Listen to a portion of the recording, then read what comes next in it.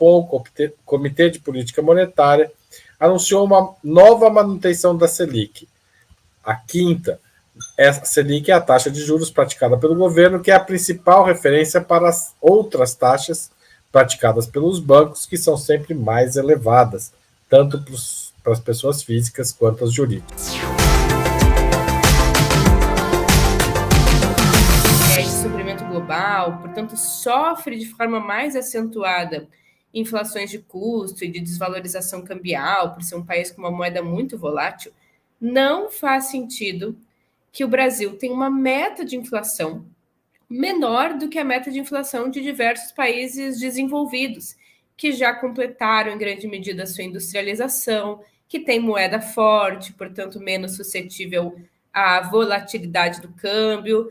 Em primeiro lugar, não faz sentido. Essa não o Brasil não se situa numa tendência internacional na qual países subdesenvolvidos e periféricos necessariamente têm um nível de inflação mais elevada, sobretudo em períodos de crescimento.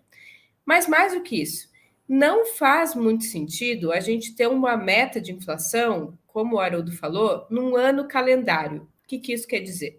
Quer dizer que a nossa meta de inflação e o cumprimento ou não da meta ou do teto da inflação está baseado em um ano calendário, ou seja, em 12 meses corridos, né, que começa ali no início de 2023 e vai até o final de 2023.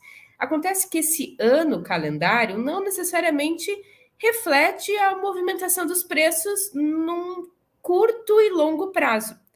Quer dizer, vamos supor que a inflação agora está acelerando, mas ela está acelerando por um deslocamento de alguns preços. Então, são alguns preços específicos que pressionam a inflação.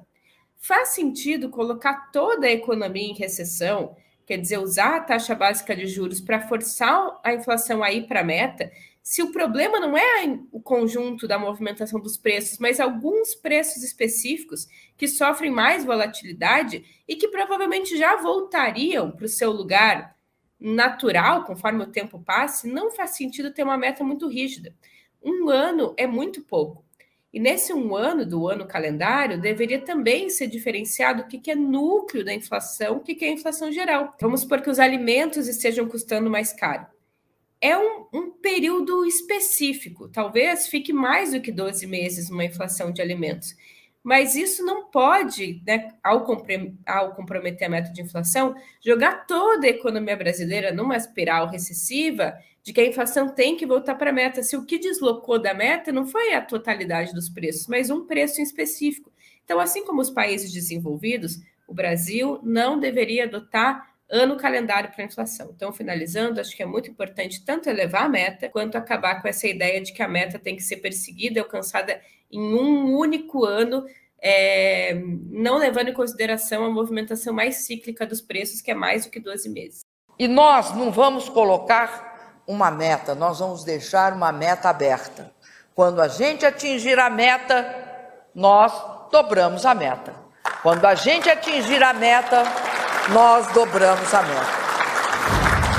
E, por fim, esse elemento paradoxal que a Joana falou, né, é uma conquista das mulheres não ser um corpo para parir e reproduzir filhos, mas também se a opção por não ter filhos é a opção de se manter na carreira, é a opção de ter saúde, né, capacidade de trabalhar e cuidar de filhos, é mais um atestado de uma sociedade que falhou em garantir a reprodução desses equipamentos importantes de saúde, educação, de um sistema de cuidados. Então, eu acho que esses 10 milhões a menos atestam várias coisas, né? A divisão sexual do trabalho, que cabe ainda às mulheres quase que exclusivamente cuidado dos filhos, a negligência do Estado e das empresas no cuidado com a reprodução social, a discriminação e a misoginia no mercado de trabalho, que associam as mulheres grávidas, as mulheres mães com menor possibilidade de crescimento na carreira, e toda essa falta de planejamento, de utilização desse excedente importante, que é a força de trabalho, que a gente vai deixando de ter, basicamente, por problemas políticos e alocativos. Eu acho que, assim, nem todas as batalhas que a gente entra são para ganhar, e nem todas que a gente não ganha ou deixa de ganhar foram batalhas perdidas. ou que não cumpriram o seu objetivo. Muito importante ter batalhas que não necessariamente têm condições políticas de vitória, mas que o seu próprio desenrolar possibilitam uma vitória mais para frente. Então, eu acho que o argumento, né, de que não há correlação de forças no Congresso, de que não há possibilidade jurídica da derrubada do Campos Neto, é um argumento que é preciso ser avaliado porque ele é correto. Agora, o fato dele ser correto, no ponto de vista da análise, não significa que a tática das organizações populares ou do próprio governo não possa ser uma tática de esticar essa corda, né? De exigir algo que a gente sabe que não vai ter vitória pela correlação de forças, mas que, ao ser demandado, ao ser colocado na sociedade, gera não necessariamente a vitória do programa máximo, que seria a destituição do Campos Neto, mas gera a vitória de colocar ou recolocar o debate na sociedade sob novos atores, né, ou mudando o papel de ofensiva a defensiva. Então, passa a ser o governo e passa a ser essa coalizão, que eu concordo muito com a Joana. É muito difícil apontar o que é burguesia produtiva, o que é burguesia financeira, né, sem as mediações dos ganhos de tesouraria.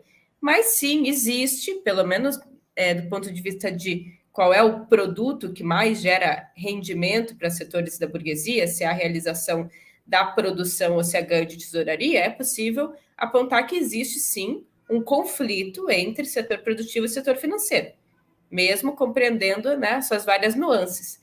Então, judicializar o Campos Neto, no sentido do quarto poder, mas também no sentido de que é inconstitucional, porque está na Constituição que o Estado é o ser, né, a entidade dirigível, né, quem dirige a sociedade, ancorado principalmente no patrimônio, que é o mercado interno, né, até por isso muitos apontam um certo Celso Furtado na Constituição Federal. Se esse é o elemento motor, o mercado interno, a taxa de juros descolada de um movimento de sobrevida e impulso ao mercado interno, ela também recai em elementos que podem ser acreditados como inconstitucionais. Fora a meta de inflação, que eu acho que sim, pode se voltar contra a gente, mas nesse momento a gente tem que usar as armas que a gente tem, inclusive o não cumprimento da meta é importante. Então, acho que essas ações são muito importantes de serem judicializadas, mas mais do que o seu conteúdo no judiciário, no Senado,